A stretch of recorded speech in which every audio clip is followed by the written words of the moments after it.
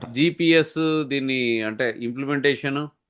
Implementation సింపుల్గా few steps అన్నమాట. అది చెప్పడానికి సింపుల్ కానీ కానీ ఛాలెంజెస్ ఉంటాయి. ఫస్ట్ ఏంటంటే ఇది ఒప్పుకోవాలి కదా సో స్టేట్. ఇప్పుడు నీ okay, memorandum constitutionally of agreement. Okay. Constitutionally centre వెళ్ళిపోయి ఏది కావాలంటే అది చేయటం ఉండదు కదా. ముందు స్టేట్ గవర్నమెంట్ తోటి ఒక మెమరాండమ్ ఆఫ్ అండర్స్టాండింగ్, తర్వాత ఏమో ఆ, ఇప్పుడు పైలట్ ఫేజ్ ఏముంది, ఇప్పుడు ఫుల్ ఫేజ్కి వెళ్ళిపోయింది. ఐడెంటిఫికేషన్ ఆఫ్ విలేజెస్, ఏ విలేజ్ని ఈ సరే ఈ స్టేట్లో ఏ విలేజ్ని చేద్దాం. స్టేట్లో ఉండే విలేజ్లన్నీ ఒకేసారి చేయలేరు కదా అది.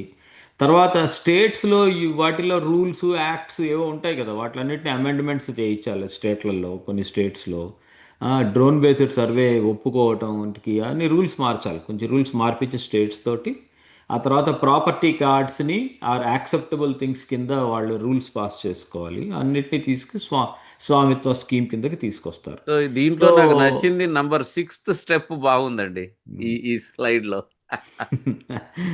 అనమాట.